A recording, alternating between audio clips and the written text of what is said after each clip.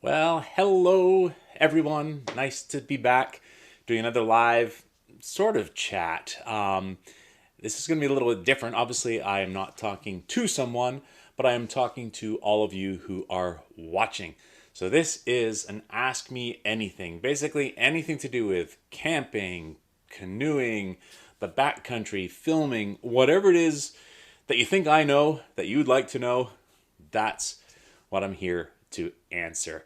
So if you're watching so far, you'll notice that in the chat, I mentioned that there's going to be a giveaway to the first person who asks a question live. For those who do ask questions, please include the name of the channel, the Two Men in a Canoe channel. That way it will show up highlighted in the chat and I'll be able to easily see your questions.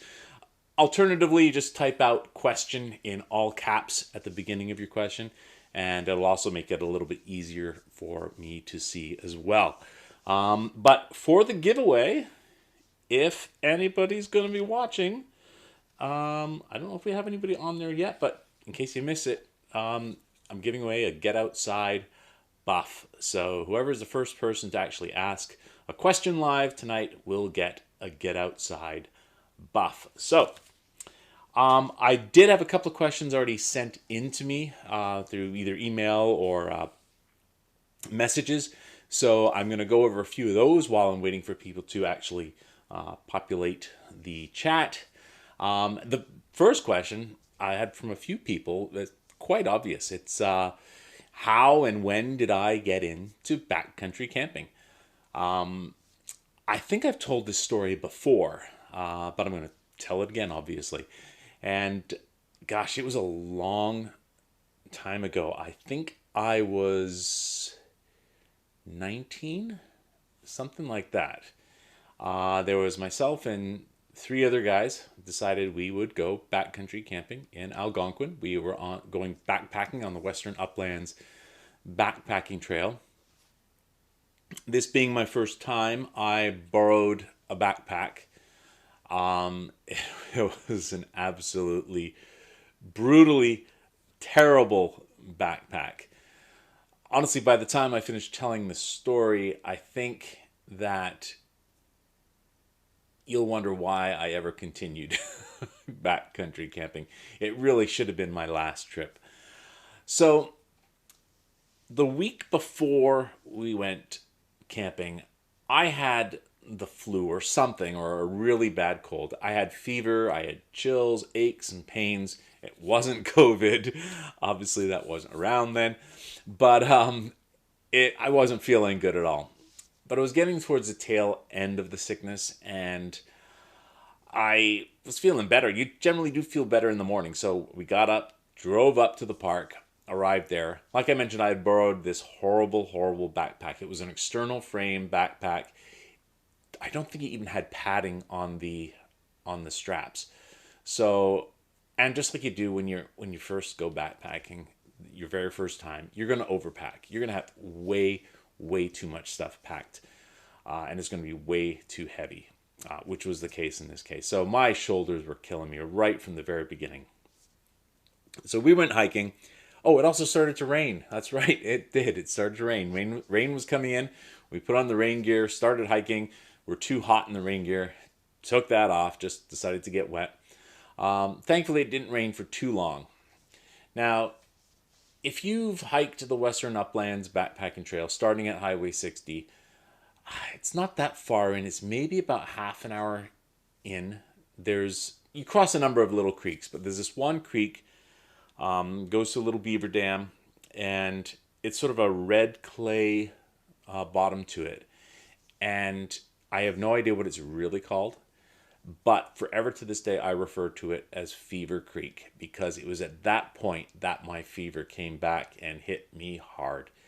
I really probably should have just turned around and gone back, but I wasn't going to do that. So we continued, and I was feeling absolutely terrible.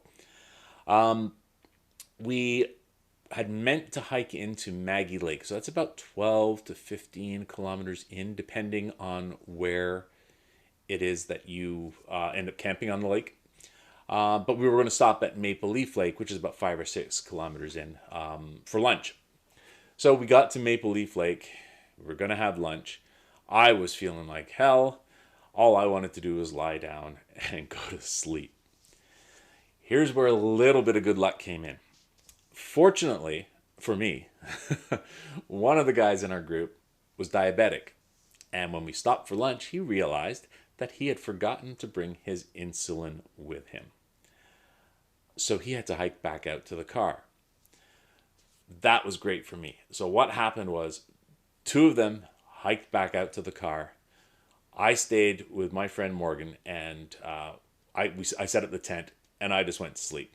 And we decided we would stay there for the night because we had lost a couple of hours with them going back out and hiking back in. That sleep, that lie down really helped me out. And I'm so glad that that's the way it happened. I'm just checking the chat, by the way. If you see me looking down, that's what I'm doing. I want to make sure it is refreshing because it has happened before where I've missed a whole pile of questions. So we stayed at Maple Leaf Lake the first night.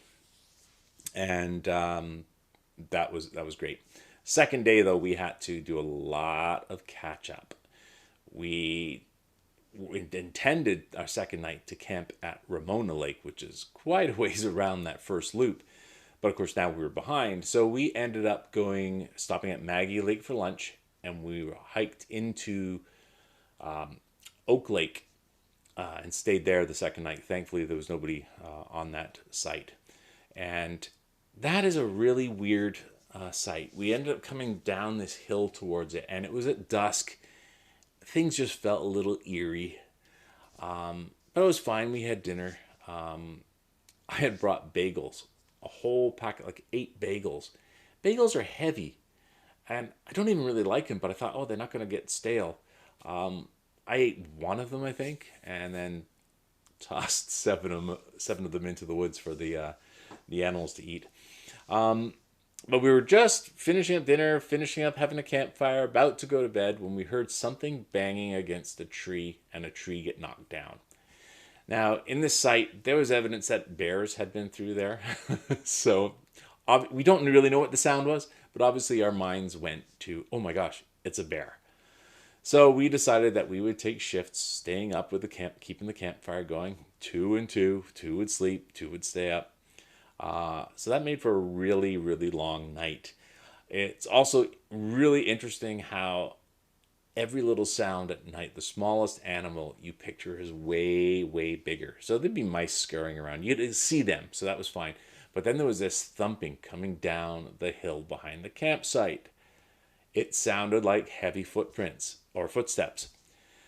Finally, something came into the light, and it was a snowshoe hare. So that was pretty much the excitement for that night. Where did we go the second day? The second day, I think we ended up going to Guskawa, for the second night. Third night, I guess. Sorry, third night, Guskawa. By this point, I was feeling quite a bit better. Just had a bit of a sinus infection, and thankfully, the rest of the trip was not really that much more eventful. I'm just going to check here, refresh this. Oh, no, we're good. We're good. Anybody have any questions? I haven't got any questions coming up yet. It says people are waiting still. So I'm just going to make sure that this is actually going. Let's try a refresh and see what's happening there. So that was my first experience backcountry camping. It probably should have been my last. My second or third time wasn't much better. I remember, oh, there we go. Now, see, I knew that was going to happen. Everything was backed up on the chat. Yay. So, that's good. So we have some questions. Who was the first one to ask a question? Tim. Okay. All right, I'll get to some of these questions there, and then I'll tell some of the other stories of some of my other backcountry disasters. So Kelly, hi Kelly. Kelly, you asked the first question. Kelly, you don't have one of these yet. Oh, so now you're gonna get a buff. Once I get to can get easily into the mail, I'll either send it to you or perhaps I'll run into you before that. Maybe we can arrange some kind of paddle together or something like that. So there you go, Kelly. Yay, you get a buff. So Kelly asks, what's the easiest, user-friendly, someone who doesn't like technology, lightweight gimbal for your phone? Asking for a friend. Yeah, you're asking for yourself, aren't you? Actually, I do have one. There are lots. They're all about the same weight. They're usually, I don't know. I don't have a. The only thing I have close by is here you go, real simple. It's just a cell phone holder, but usually the handle's around about this big. You have a handle about this big, a little bit wider because it'll hold the battery, and then the gimbal, so it would stand about maybe that tall. If you're looking at the whole bottom to top, I have a DJI one. What do they call it? I don't know. There's a whole bunch of different ones, but they're reasonably priced. You can get them for about $125, $150 now, something like that. So they're pretty cool. So definitely look at something like that. And yeah, they're really worth it. They do keep things stable. It is more to carry, obviously, and that can also be an issue. I do have also the DJI Pocket Osmo, which is like this big, and it's a little tiny gimbal. It's not your phone, but it records onto a card. So hopefully that answers your question there. Tim, why do you think backcountry camping is still not allowed? I have no idea. Thankfully, the parks are still open, or now just opened for day use. I actually went up to Algonquin yesterday. I did a really cool paddle along the Oxtongue River. I put in at the head of the Western Uplands backpacking trail. Black flies are out already. They didn't seem to be biting, but they would swarm around you. And there's always things your first time back going out that you forget. I didn't wear any sunscreen. My arms are like red from here down to my wrist. I was wearing gloves actually, so I wouldn't get blisters on my hands from paddling. So I have like, imagine this orange is my skin, goes down to there, and then my hands then appears white. So wear sunscreen. Oh, Kelly asked the same question twice. Got it. Doug, question: have you ever thought of backpacking in Lake Superior Provincial Park? I've passed through there. I would love to actually camp there. Last summer, towards the end of the summer, I backpacked in Pakasaw National Park. So I passed right through Lake Superior Provincial Park. After we left, my friend Emily, who went with me, she had booked a site, just a regular car camping site in Lake Superior Provincial Park, which I was supposed to stay at on the way back, but I was having car trouble, so I decided to do the whole trip home in one go. But I would like to. I know there is some backcountry camping. I'd be curious to see what it's like, but I'm open to all sorts of other areas as well. And that part of around Lake Superior is just spectacular. Who else we got? Oh, Paul asking what do I think of the Cruiser. Yeah, I love it. We have the 16.8. Cool.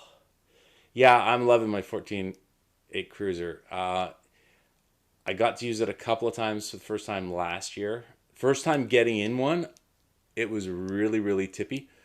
To me, I was used to being in the Canoe, and when I first sat in it, I was like really shaking, just for a moment, and then I started paddling, and I was fine. I'm really loving it now. I still can't decide whether I prefer paddling it with the kayak paddle or with the canoe paddle. I find the kayak paddle is great for getting places. Like you can go pretty quick with it, and powering against the wind, I guess that's great. But I find using the canoe paddle very relaxing. So I bring both. I have a small canoe paddle, which I bring with me as well. But I'm loving it. I'm still a little not used to getting into it. A canoe you kind of step into. A canoe you kind of step into. Whereas this, you've kind of got to get in and sort of get your butt down right away because it is lower and tippier. But I'm loving it.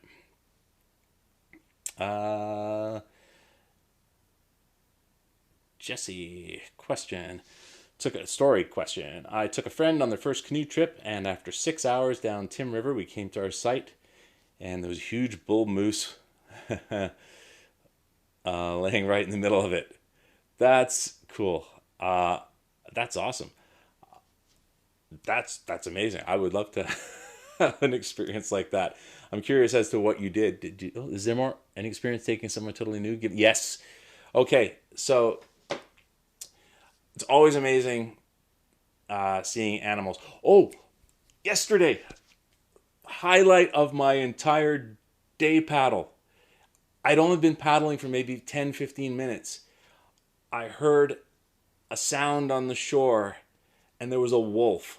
It was in amongst the brush on the shore, sort of checking me out, and then it just walked away.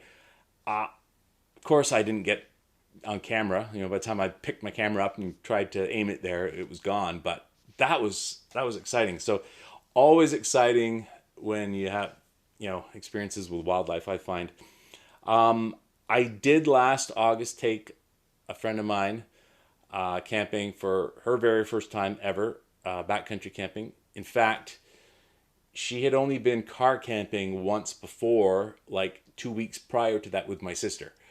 That was the extent of her camping. So took her backcountry camping on Kingscott Lake. We just camped out. It was an easy paddle up the top. Figured we'd make that easy. But on the second day, we decided to just go for a hike along the Portage Trail to I can't remember the name of the next lake up. But we were following that Portage Trail, and maybe it's about 20 meters away from me. Suddenly there was this sound, and this bear, I guess, had been there, heard us coming, and just took off like a cannonball through the forest. And like that's the second bear I've seen while in the backcountry ever. So for her to get to see that, her very first trip, I was completely jealous. And she was less nervous than I thought. And actually, I found that made me more confident in the way that bears do react. Typically, that's what they're going to do. They're going to run away. But it's always amazing when you see wildlife. Plus, she got to hear wolves that night too. They were howling. So, first trip, hear wolves, see a bear. Oh, we also saw some otters. Like, that was amazing for a first trip. That was fantastic. Let's see what else we got here. We got a couple more questions. Hold on a second here. I have trouble manipulating this. Kelly, if you could pick one person to go camping with, anyone, who would it be? Oh, see that's a tough one. It really would depend on what mood I'm in. There's a see. I wouldn't. I'll think on it. I'll think on it and I'll come back to that because it really depends.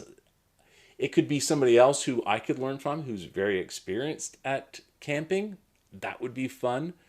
Or it could be someone I know who hasn't done it, which could be fun. Or it could be some celebrity that I'd like to get to know and share an experience with. So I'll think on that and I'll come back to that question. Remind me if I don't get to it by the time we get to the end.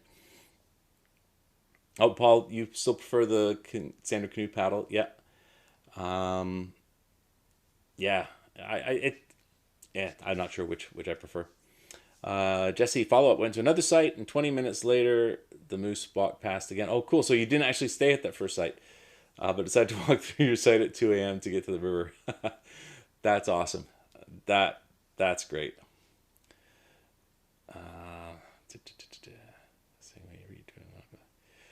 They're gonna go back. You're gonna go back and look for the moose again. Awesome. Um, Paul also asked others this question: do you find that video recording a canoe trip diminishes or alters or even enhances the experience in some ways? Yes, yes, and yes. I do video production professionally, so sometimes it feels like work when I take the camera gear out there to film something. But if I don't film, I always know there's gonna be something that would love to, that I see that is amazing, that I would love to share with people, and then I miss it. I have occasionally, I think there's been one or two trips that I've done where there was one last year I remember where I didn't film anything. I had just finished shooting, was that finished shooting season one of Get Outside or season two of Get Outside? I can't remember. No, it must have been just finished shooting season one of Get Outside, and I had a bunch of events that I had to shoot, and I was just tired of shooting. So in that case, I didn't take anything to film with me. But I do find it does in many ways enhance it, because now I can look back at all these trips and I have a record of them, and it's kind of cool being able to look back and see all the things that you did. Mind you, there's a lot on these trips which isn't filmed. And Tim, who comes on a lot of these trips with me, can tell you that when I'm doing our little talks to camera, talking about what we've done for the day, and I use that to tell the story, sometimes he'll talk about something which I know I haven't got any footage for, and I'll say, "Stop! You don't need to talk about that. That didn't happen because, at least for the video, because if I don't have footage for it, I can't show it." So I was filming yesterday when I went up for the day. I did mention the wolf. I don't have any footage of it, but I mentioned it because I know it happened. But as far as the viewer goes, hey, I could be lying. I wasn't, but yeah. But I find it, in general, it enhances it. That's what I'll say. Depends what mood I'm in. Yes, I'm. Depends what. Yeah, I don't know who I would take yet. I don't know who I would take. There's a lot of people I would like to camp with. So okay. So anybody has any more questions? Please ask. I want to talk a little bit more about one of my disaster early trips. This was, I don't know how many, I'd been on a few, at least a few, maybe 5 or 6 backcountry camping trips at this point. I think almost all of them had been on the Western Uplands, so I was getting to know that trail pretty well. And I had gone with my wife at the time. She's now my ex-wife. It wasn't this particular trip that made her my ex, but it could have been. No, it wasn't. But I had gone with her a couple of times, and on this particular one, again, everything went wrong. First night, we had some crazy guys show up at our camp in the middle of the night. They had hiked in at night, and they needed a place to stay. So we said, okay, fine, set up your tent, just whatever. So that was kind of odd. Second day, we were hiking, and I still have a problem eating ramen noodles now because I don't know what it was, but I was suddenly sick. Hiking along the trail and just veered off, and up came ramen noodles. So I haven't really properly been able to eat them since. So we arrived, we stayed our second night on Ramona Lake, and again, I was feeling like hell. So I just ended up in the tent. I felt bad for my wife. She was just sitting around doing nothing for I don't know how many hours until bedtime. I'd asked her, I don't know if I'd asked her, or she went and filled up a canteen with water. I woke up in the middle of the night feeling better, but I was like totally dehydrated. So I just downed almost 2 liters of water. She later told me that she hadn't filtered that or or anything. It was fine. Anyway, our last day on the way out, it was pouring rain, absolutely pouring rain. We had to cross over little creeks that would have been, you could step over, and now they were maybe 20 feet across, a foot deep, and you just had to walk through them. But at one point, I was ahead, she was behind me. She slipped down a little bit of a hill, caught her pinky on a root, and then basically from this knuckle, I don't know if I can do this, it was pointing the other way, pointing out that way. I don't think it was broken. I think it was dislocated, but it was pointing the wrong way. So I go, crap. We still had another hour to hike out. So she did well. She hiked it. We hiked all the way out. We were totally soaked. Um, Everything in our backpacks was soaked. We had no dry clothes. Get in the car, drive to Huntsville, go to the hospital. We stink. We're wet. Her finger hurts, and finally she gets seen, and I guess they pop it back in, put a splint on it, and that was that. So I'm amazed that I still do this. It's awesome. Let's see what else we got. Can you tell us which lakes you're in the Western Uplands?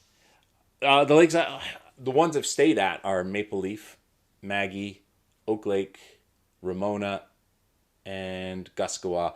And I stayed at one called South Leech Lake, but I don't think there's a campsite there anymore. It's a nice trail. I Last year I did just sort of a day hike in almost to Maple Leaf Lake. I was running out of time, so I ended up turning around. But it's amazing how fast you can do it without a backpack on. But I like that trail. I'm hoping to do some of the Highline Backpacking Trail this summer if they let us out, which I think they should. Back to Tim's question, there's no reason why you can't be camping safely with this virus going around. Absolutely none. I mentioned that in the little video I did for yesterday's trip, by the way. If you are going to go up to the park, make sure you do it responsibly. That's the only reason I can understand them closing down camping and stuff like that, is because there are irresponsible people. But I didn't see a single person. I drove, I had to stop and get gas, but I paid at the pump. I put a glove on so I didn't contaminate the pump myself. Took that off, put it in the garbage, not throwing it on the ground, and then used hand sanitizer on my hands. So paid at the pump, didn't see anybody. Get up there, I think I saw two cars. I mean, this was Wednesday. Two cars in the parking lot. But even then, even if there was other people, you keep away from them. That's as simple as that. And you're not more isolated than you can possibly be when you're out in the forest. So I think people have to do that responsibly and safely, because we don't want to all get detention because of some idiot in the class acting up and doing something they shouldn't be doing. So I think that's where we could get screwed, is if you have people that don't socially distance and so on. But even then, it's got to be the safest possible thing you could do during all this. Just give me 1 second. I just have to adjust this microphone. It's kind of falling down. 1 second.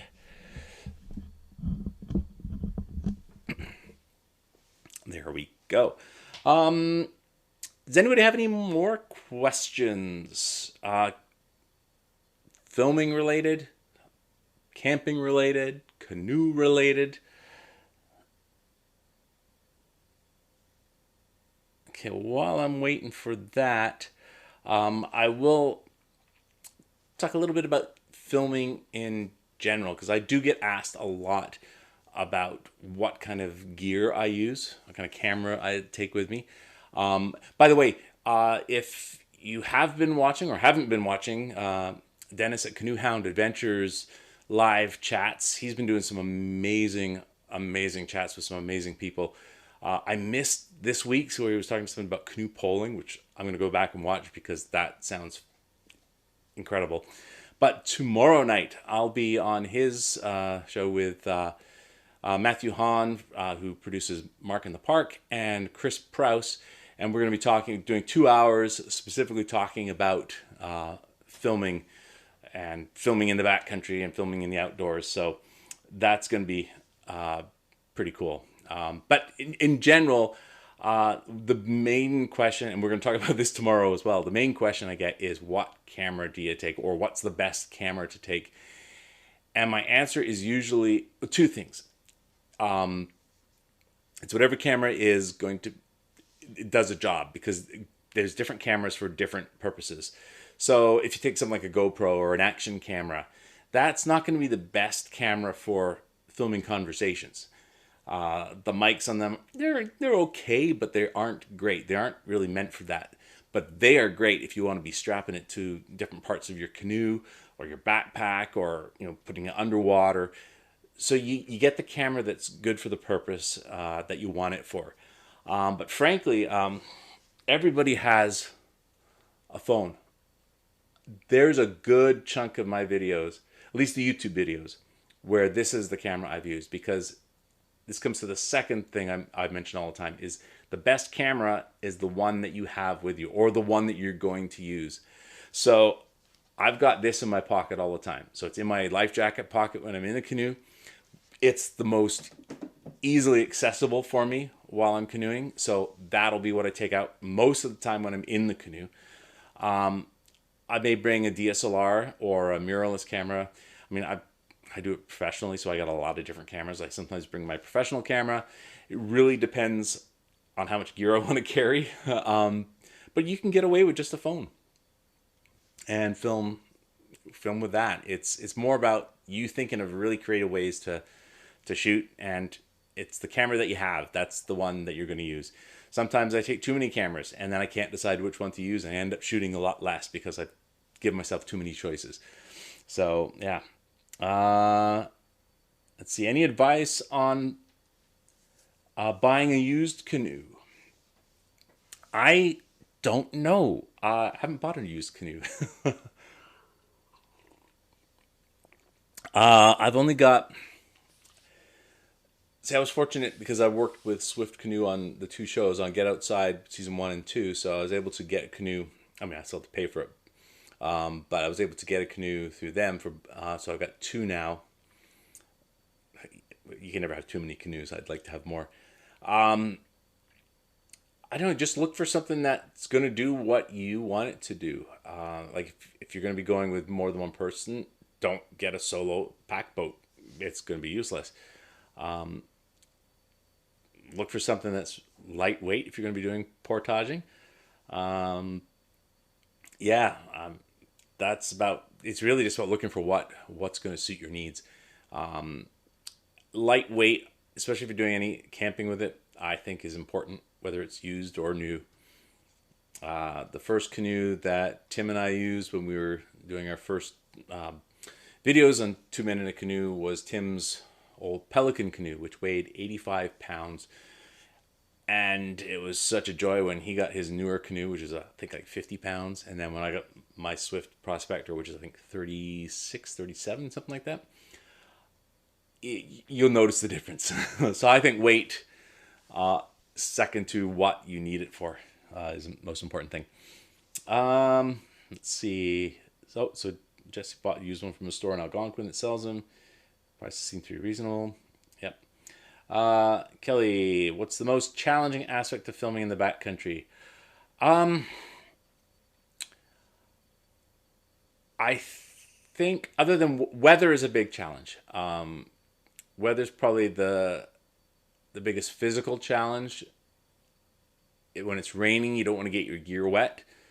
When it's cold, if it's winter, you're fighting with batteries not staying charged because the cold just sucks the life out of them. So that might be the biggest physical challenge. What I think is another challenge, and this is something I always, if people are asking for advice on filming, I always say try and film even when you don't feel like it. So it might be that it's pouring rain, so you're miserable sitting under a tarp. Film that stuff, because that's the more interesting stuff for your story.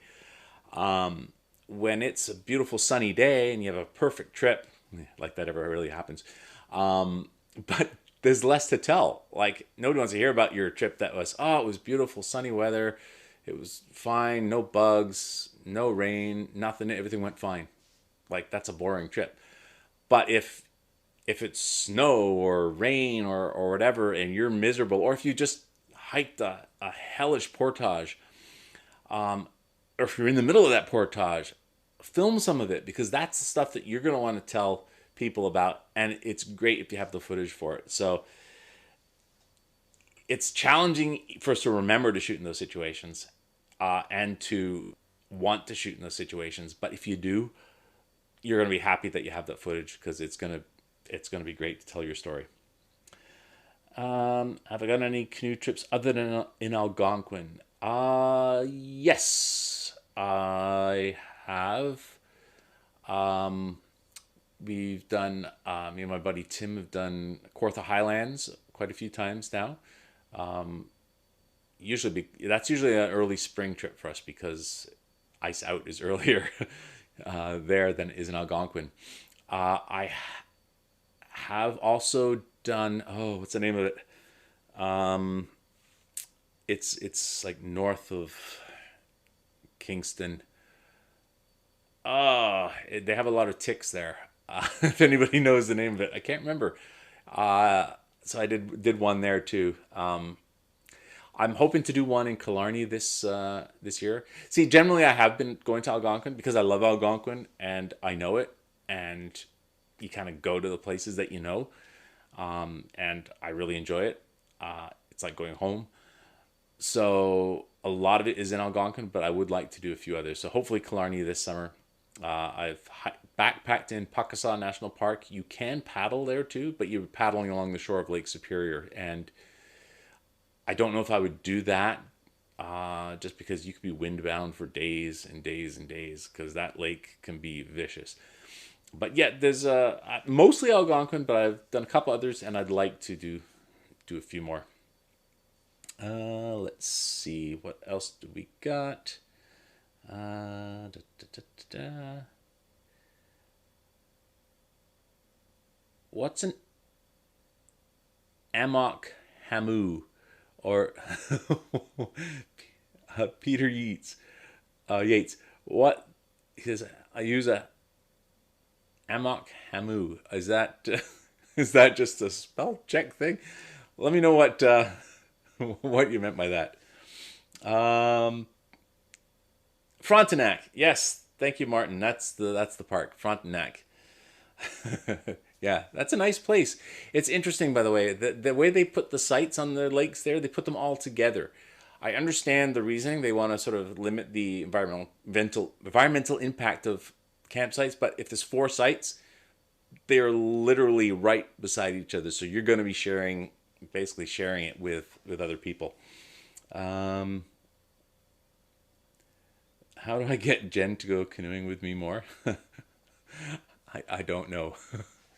I'm always trying to find people that haven't gone, or I think that would like. There's a few people that I know that are real city people that I would love to take out camping, because love it or hate it, it's gonna change them regardless, and they're gonna learn something about themselves. That's the great thing about getting out in the backcountry. It's just it it's amazing. Uh, do I have a specific route booked for Killarney yet? No, I don't. If I go to Killarney this summer, a friend of mine, Erin McDonald from Wild and Found, has booked the trip. I'm not sure where, but she has mentioned that there'd be room for me to come. So if I go, that's who I'll probably be going with. And I believe that the route's all planned out. So I would just be tagging along and enjoying it immensely, I'm sure. Oh, okay. Tent style hammock needs three really good trees. Yes. Ever considered? Oh, okay. A traditional hammock, like a mock. Okay. A lot easier to find two regular trees and three super strong trees. Yes, it is. I've slept in. I have just a cheap hammock. I've slept in that two or three times now, and I I find I feel vulnerable sleeping in a hammock. The first time I tried, I had my tent style tent as well, but I thought, oh, this hammock is comfy. I'm going to try this. Halfway through the night, I was just nervous about animals coming through, and I'm just there. At least in the tent style tent, I'm in a tent, kind of, but and up in higher. So I have also used it. I used it last summer, I believe, just my regular hammock. But I had it sort of contained inside a Eureka no bug zone. So at least there was walls. So yeah, and the other time I've done it, I had a tarp over it, and I put two sort of other tarps to create walls. I feel really exposed in it. So I know it's no different really than being in anything else. I mean, you're in a tent, an animal can get at you just as easily, but yeah.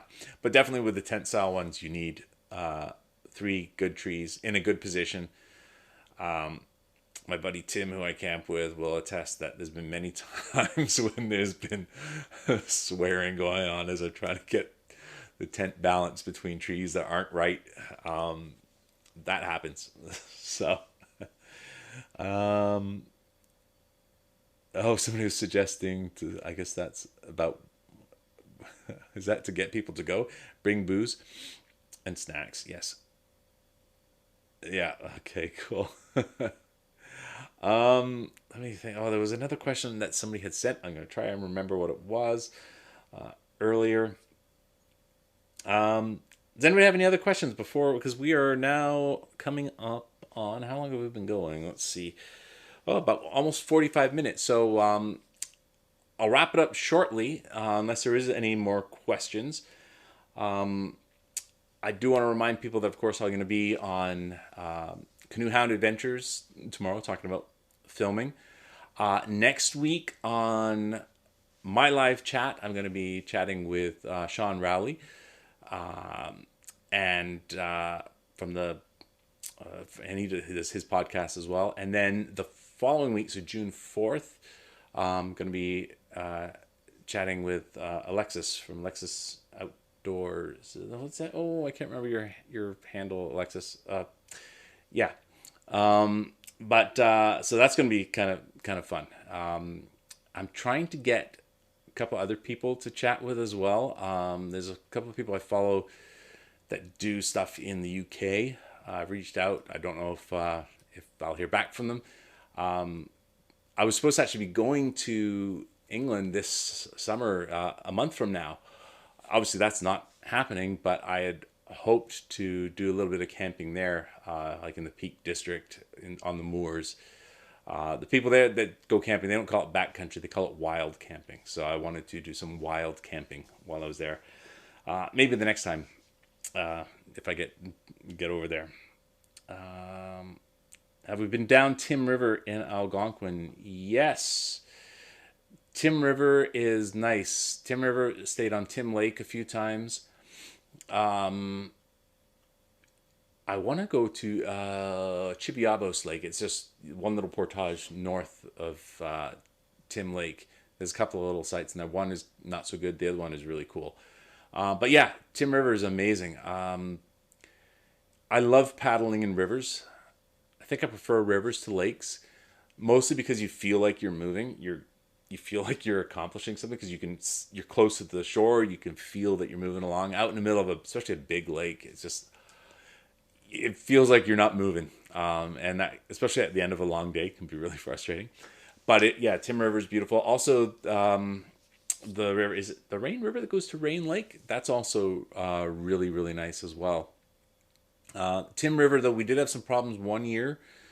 We had wind gusting or blowing like crazy down the river, which was fine while we're in the river. It was a little frustrating, but once we got to the mouth of the river into the lake, the waves were so high and it was pushing against us. We didn't think we were going to get out of the mouth of the river. We ended up against the land, just getting bounced up and down, and we thought we were going to have to turn back.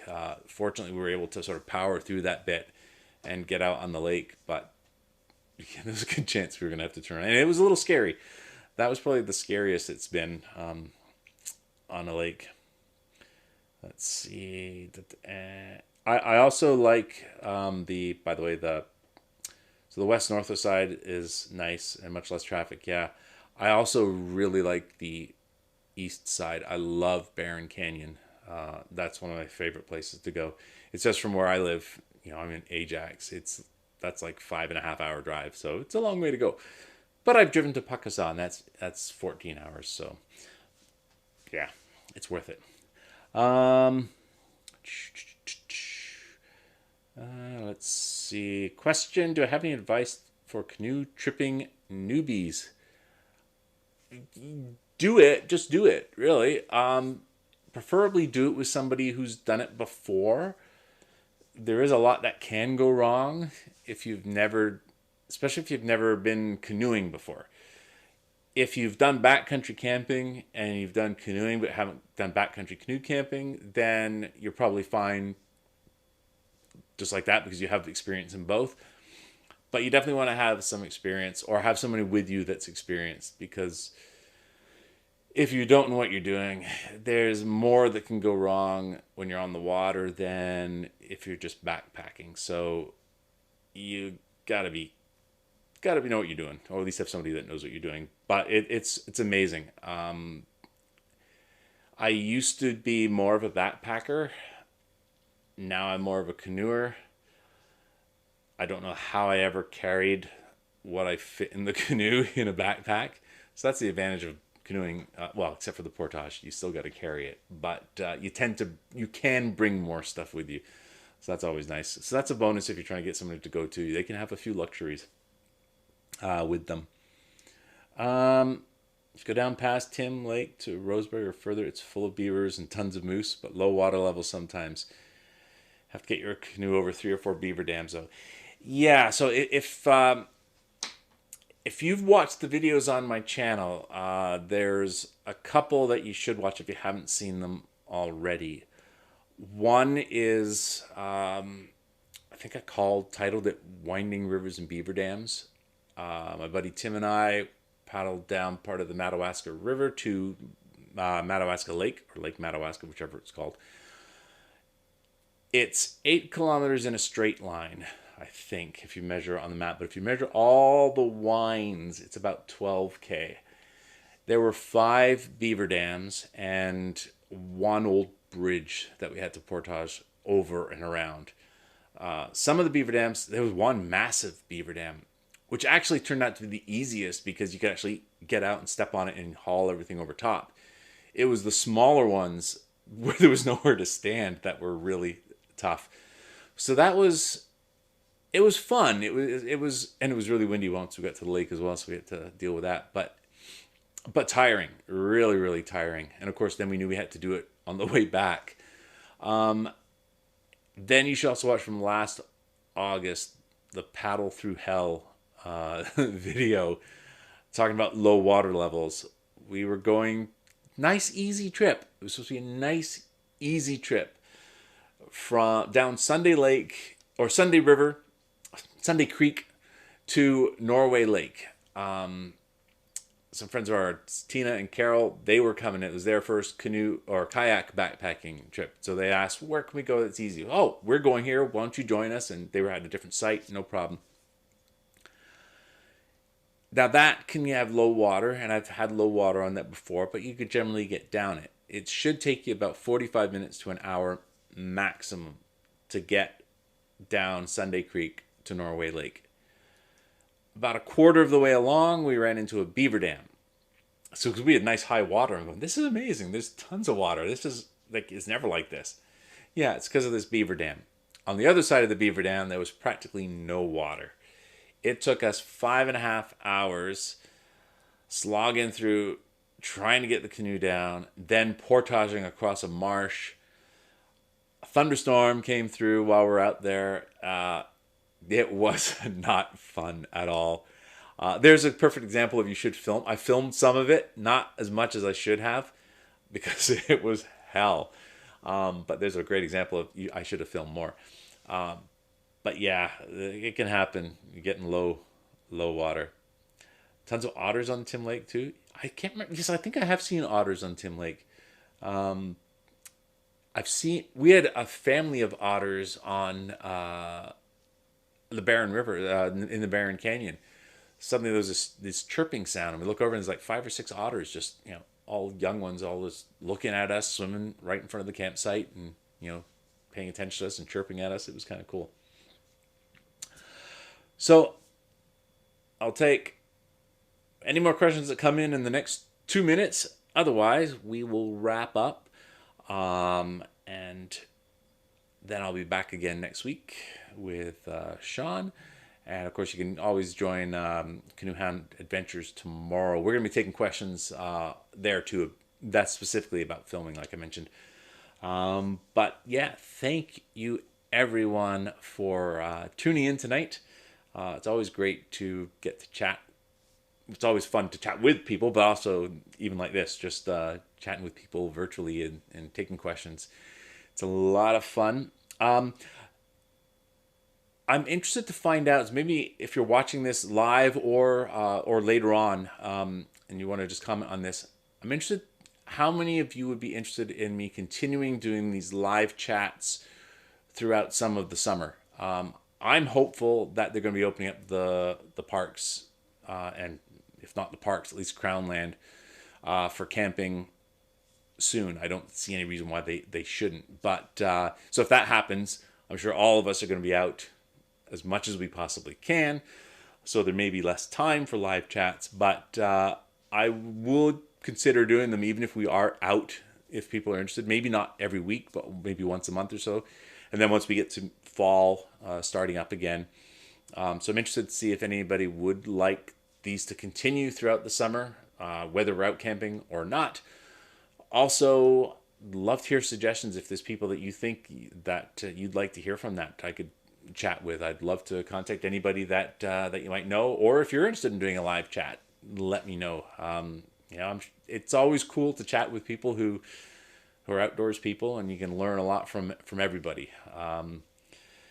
There was the question about taking out newbies. I often wonder what's better, because I'm sure a lot of us learned everything that we know camping by trial and error. And with all the people doing videos and giving great advice and blogs and vlogs and so on, you can learn everything there is to know before you even go out. So I'm always curious which is the better. Would you like to be able to not make the not make the mistakes because other people have already done them, or do you want to learn from your own mistakes? Great. Well, I think we'll wrap it up there, and thank you everyone so much for joining.